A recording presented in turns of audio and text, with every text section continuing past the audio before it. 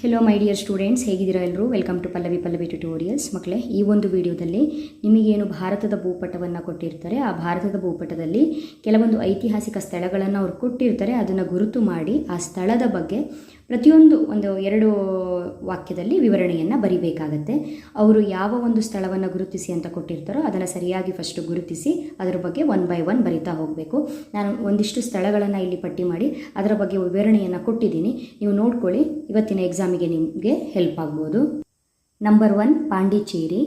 ಇದು ಮದ್ರಾಸ್ನ ದಕ್ಷಿಣಕ್ಕೆ ಕೋರಮಂಡಲ ತೀರ ಪ್ರದೇಶದಲ್ಲಿದೆ.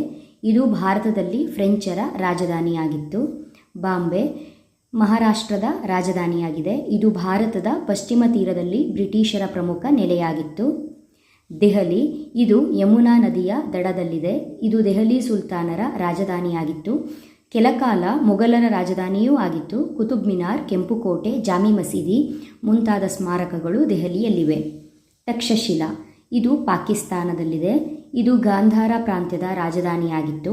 ತಕ್ಷಶಿಲಾ ವಿಶ್ವವಿದ್ಯಾಲಯವು ಪ್ರಾಚೀನ ಭಾರತದಲ್ಲಿ ಪ್ರಮುಖ ವಿದ್ಯಾಕೇಂದ್ರವಾಗಿತ್ತು. ಕೌಟಿಲ್ಯನು ಈ ವಿಶ್ವವಿದ್ಯಾಲಯದಲ್ಲಿ ಆಚಾರ್ಯನಾಗಿದ್ದನು. ಪಾಟಲಿಪುತ್ರ, ಗಂಗಾ ನದಿಯ ದಂಡೆಯ ಮೇಲಿರುವ, ಇದು ಪ್ರಸ್ತುತ ಪಾಟ್ನಾ ಎಂದು ಕರೆಯಲ್ಪಡುತ್ತಿರುವ, ಇದು ಬಿಹಾರ ರಾಜ್ಯದ ರಾಜಧಾನಿಯಾಗಿದೆ. ಮಗಧ ಸಾಮ್ರಾಜ್ಯ ಮೌರ್ಯರು ಮತ್ತು ಗುಪ್ತರ ರಾಜಧಾನಿಯಾಗಿತ್ತು. ಬಾದಾಮಿ, ಇದು ಬಾಗಲಕೋಟೆ ಜಿಲ್ಲೆಯಲ್ಲಿದೆ.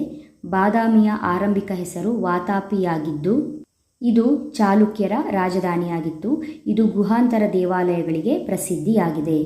ನೆಕ್ಸ್ಟು ಹರಪ್ಪ, ಇದು ಸಿಂಧೂ ನಾಗರಿಕತೆಯ ಪ್ರಮುಖ ನಿವೇಶನಗಳಲ್ಲಿ ಒಂದಾಗಿದೆ. ಇದು ರಾವಿ ನದಿಯ ದಡದಲ್ಲಿದೆ. ಮಹಾ ಉಗ್ರಾಣ ಇಲ್ಲಿ ಕಂಡುಬರುವ ಪ್ರಮುಖ ಕಟ್ಟಡವಾಗಿದೆ.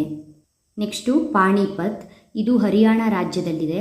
ಭಾರತದ ಇತಿಹಾಸದಲ್ಲಿ ಇದೊಂದು ಪ್ರಸಿದ್ಧ ಕದನ ಭೂಮಿಯಾಗಿದ್ದು ಇಲ್ಲಿ 3 ಪ್ರಮುಖ ಕದನಗಳು ಜರುಗಿದವು. ದೇವಗಿರಿ, ಇದು ಮಹಾರಾಷ್ಟ್ರದಲ್ಲಿದೆ. ಅಲ್ಲಾವುದ್ದೀನ್ ಖಿಲ್ಜಿಯು ಈ ನಗರದ ಮೇಲೆ ದಂಡಯಾತ್ರೆಗಳನ್ನು ಕೈಗೊಂಡನು. ಅಥವಾ ದೇವಗಿರಿ ಕಾನ್ಸೆಪ್ಟು ಮೊಹಮ್ಮದ್ ಬಿನ್ ತುಗ್ಲಕ್ ಬಗ್ಗೆ ನೀವೇನು ಓದ್ಕೊಂಡಿರ್ತೀರಿ ಆ 2 ಸೆಂಟೆನ್ಸನ್ನು ಬರಿಬಹುದು. ಆಗ್ರಾ, ಇದು ಉತ್ತರ ಪ್ರದೇಶದಲ್ಲಿ ಯಮುನಾ ನದಿಯ ದಡದ ಮೇಲಿದೆ. ಇದನ್ನು ಸಿಕಂದರ್ ಲೋಧಿಯು ನಿರ್ಮಿಸಿದನು. ತಾಜ್ ಮಹಲ್ ಆಗ್ರಾದಲ್ಲಿರುವ ಅತ್ಯಂತ ಪ್ರಮುಖ ಸ್ಮಾರಕ. ಬಿಜಾಪುರ, ಕರ್ನಾಟಕದ ಎತ್ತರ ಭಾಗದಲ್ಲಿರುವ ಇದು ಆದಿಲ್ ಶಾಹಿಗಳ ರಾಜಧಾನಿಯಾಗಿತ್ತು. ಗೋಳಗುಮ್ಮಟ, ಇಬ್ರಾಹಿಂ ರೋಜಾ ಮುಂತಾದವು ಇಲ್ಲಿವೆ. ಮೀರತ್, ಉತ್ತರ ಪ್ರದೇಶ ರಾಜ್ಯದಲ್ಲಿದ್ದು ದೆಹಲಿ ಸಮೀಪವಿದೆ. ಭಾರತದ ಮೊದಲ ಸ್ವಾತಂತ್ರ್ಯ ಸಂಗ್ರಾಮದ ಪ್ರಮುಖ ಕೇಂದ್ರವಾಗಿತ್ತು. ದಂಡಿ, ಇದು ಗುಜರಾತಿನ ಪಶ್ಚಿಮ ತೀರದಲ್ಲಿದೆ. ಮಹಾತ್ಮ ಗಾಂಧೀಜಿಯವರು ಉಪ್ಪಿನ ಸತ್ಯಾಗ್ರಹ ಚಳುವಳಿಯನ್ನು ಇಲ್ಲಿಂದ ಆರಂಭಿಸಿದರು. ಮುಂದಿನ ವಿಡಿಯೋದಲ್ಲಿ ಮತ್ತೆ ಸಿಗ್ತೀನಿ. ಅಲ್ಲಿವರೆಗೂ ಚೆನ್ನಾಗಿ ಓದ್ಕೊಳ್ಳಿ. Thank you. All the best.